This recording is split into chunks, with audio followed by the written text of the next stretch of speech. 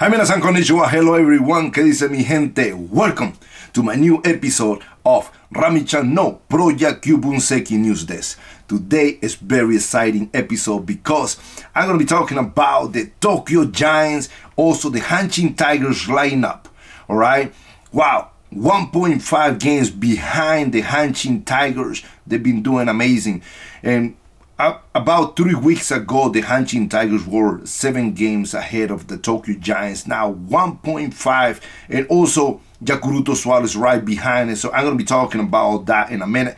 And also I'm going to be talking about Oryx Buffaloes, Chiba Lotte Marines, Rakuten, and also SoftBank. So stay tuned, guys, and make sure that you guys subscribe to my channel and also hit the bell. 3, 2, 1, Yorokonde! Gets!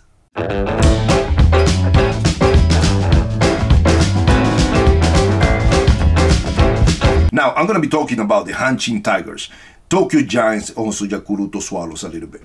Now, the Hanshin Tigers records in 81 games, they're 47-31, 3-tie games so far. I mean, they've been doing really, really good, of course, right from the beginning. Now, they're only a game and a half away from the Tokyo Giants, who are in the second place, all right? And when you look at the Tokyo Giants numbers, I mean, they're really good. They're 43-30. They have 10 tie games.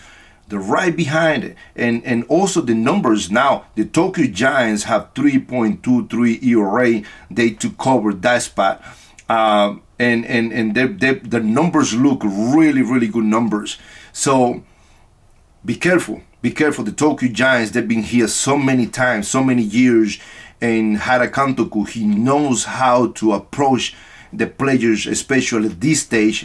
He knows how to use his players. He knows how to use a good strategy that can lead to win the game. So Tokyo Giants are coming strong. Also, Yakuruto Swallows. Yakuruto Swallows, 40-32 games, 9-tie games. They're only 4 games, all right, from the first place. They're not too far. Anything can happen. Now, the only thing is, all right, Yakuruto Swallows, all right, is 3-10 against the Hanshin Tigers. So when the Hanshin Tigers plays against Yakuruto Swallows, they feel with a lot of confidence that they're gonna beat Yakuruto Swallows.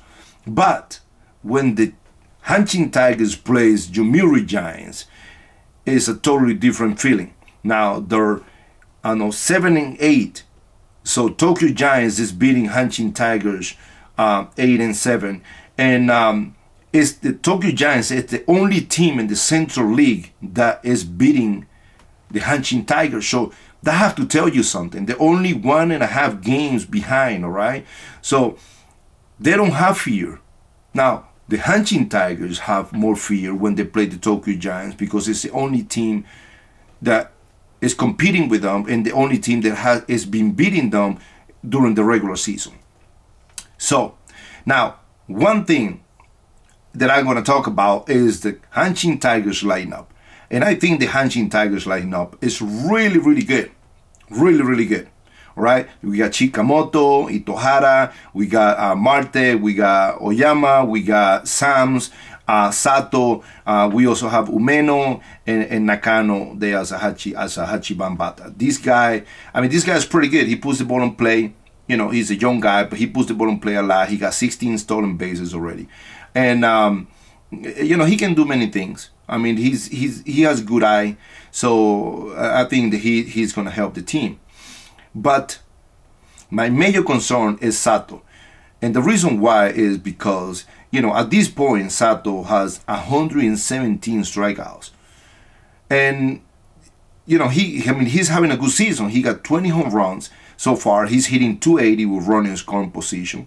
Doesn't look really too bad. I mean, he got 19 doubles. I mean, it looks like he's having a really, really good season. But, you know, when you have that kind of strikeout numbers like that, very, very high, the person who suffers is the person hitting in front. All right? In this case, Sams. All right? You know, as a Gaikokujin player, we always think about who is hitting behind us. And then, you know, sometimes we think, oh, they're not going to pitch to me, or they're going to pitch to me, depending on who is hitting behind. In this case, Sams is not going to get too many pitches to hit, all right? So when you look at Sam's numbers, all right, I mean, Sam's is batting right now, I mean, 270 something, almost 280, is not really bad. But he got 56 strikeouts, so he doesn't strike out too much. He got 48 RBIs, is really good. 16 home runs, and he's batting 333 running in scoring position. So if there is a situation of running in scoring position with Sam, it's a high possibility that he's going to put the ball on play. And if he puts the ball on play, he's going to hit it hard somewhere, all right? So a lot of the teams, they'd rather take their chances with Sato, who has 117 strikeouts already. You know, so that is the only concern about this lineup, all right? So, of course, you know, he's a rookie. He got 20 home runs. He's doing really good. Sensational rookie, but the team is in the first place. But you know, this is the time where, you know, you sometimes you need to change it up a little bit and start using guys that are gonna, you know, put the ball on play a little bit more and things like that, and protect the other players. So that's just one suggestion that I have. All right. Now, of course, Umeno is a guy that he's pretty good. He's hitting 400 running in scoring position, really good. But you know, Nakano's also, he got 16 stolen bases. As a Hachiban batter, you know, he gets some base. The pitcher is gonna bunt most likely. So basically, he's not gonna be able to steal bases. But if he's used as a 7 hitter, all right, then he gets to first base. He's gonna be able to have a chance to steal second. And Umeno, who's batting 400, he's gonna have a chance to maybe get an RBI. In that kind of situation. But if they walk Umeno, it's still 2 men on base. The pitcher comes, you never know what's going to happen. But in the meantime, you know, he's getting more stolen bases because he has really, really good speed.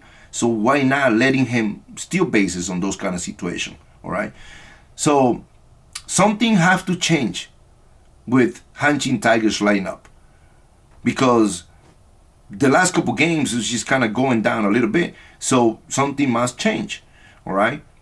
Now, they got good pitching staff, obviously, and you know, they need to hit, they need to produce, all right? Because the Tokyo Giants are coming strong, very, very strong, all right? And also Yakuruto Swallows. So that is what I think about the Central League, all right? Be careful with the Tokyo Giants, also Yakuruto Swallows. Nothing, we don't know what's going to happen yet, but for the Hanshin Tigers to maintain the first place, something have to change. Even the next 3 games, or before or after the All-Star break. All right. So now I'm going to be talking about the Pacific League. So stay tuned. Now I'm going to be talking about the Pacific League. Oryx Buffaloes, Rakuten Eagles, Chiba Lotte Marines, and SoftBank. All these 4 teams are so close. It's very exciting. 3.5 games only. All right? You never know what's going to happen. Wow. It's exciting. Right? Now, when you look at Oryx Buffalo's record, in 85 games, they're 41-33 with 11 tie games. They're hitting 254 batting average as a team. 3.38 Bogyoritsu ERA. That's really, really good. All right, but when you look at something on the other side, when you look at the stolen bases, they only got 26 stolen bases in the whole league.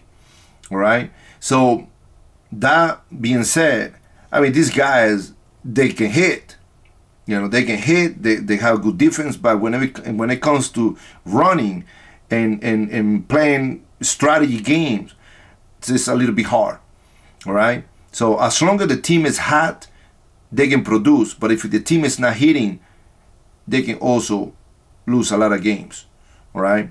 Now, Chiba Lotte Marines. I'm gonna jump to Chiba Lotte Marines because Chiba Lotte Marines, they're 2.5 games. All right, and the batting average is 251, which is really, really good. 3.90 Bogyoritsu ERA is really, really good.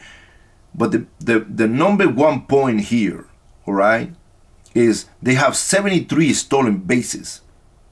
That is the best, all right, in the Pacific League. That means these guys, once they get on base, boom, ready to go, ready to roll. when they do that, they're going to put a lot of pressure on the catcher, the pitcher and the catcher.